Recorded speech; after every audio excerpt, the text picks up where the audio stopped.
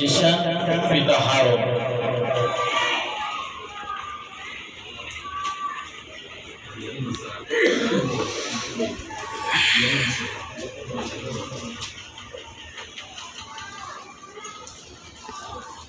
Assalamualaikum warahmatullahi wabarakatuh. A'udzu billahi minasy syaithanir rajim. Bismillahirrahmanirrahim. Awala ya'lamuna annallaha ya'lamu ma yusirruna wa ma yu'linun. Wa minhum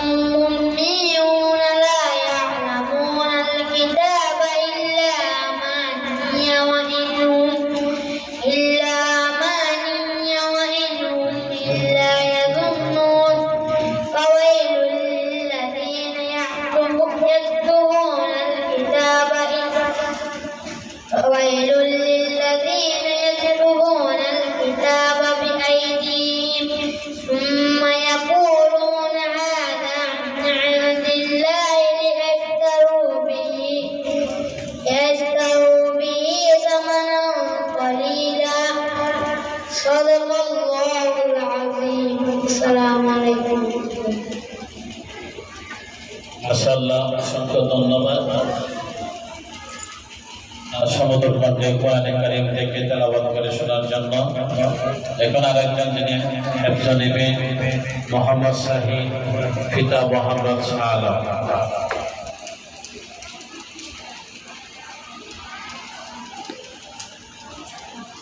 السلام عليكم ورحمة الله وبركاته. أعوذ بالله من الشيطان الرجيم.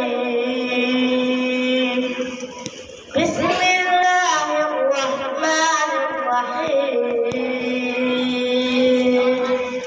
أولئك الذين اشتروا الضلالة بالهدى فما ربحت تجارتهم وما كانوا مهتدين. مثلهم كمثل الذي استوقد نارا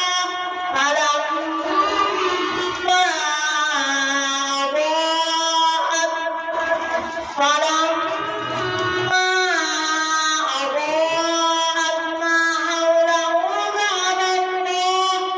ذهب الله بنورهم وتركهم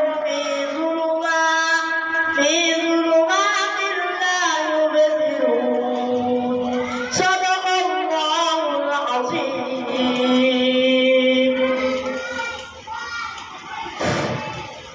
মাশাআল্লাহ, অসংখ্য ধন্যবাদ।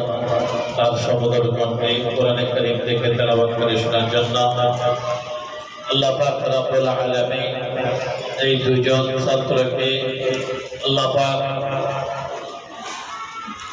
নামকরা বিশ্ববিখ্যাত হাফেজুল কোরআন বানিয়ে তাদের মা বাবার কলিজাকে কামনা করার তৌফিক দান করে। সবাই বলেন আমিন।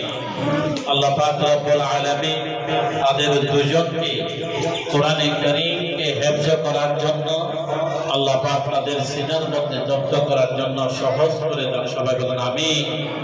আজকে দেশে বিদেশে সারা বিশ্বের মধ্যে আমাদের বাংলাদেশের লাল সবুজের পতাকাকে অনেক দেশের মধ্যে চিনত না।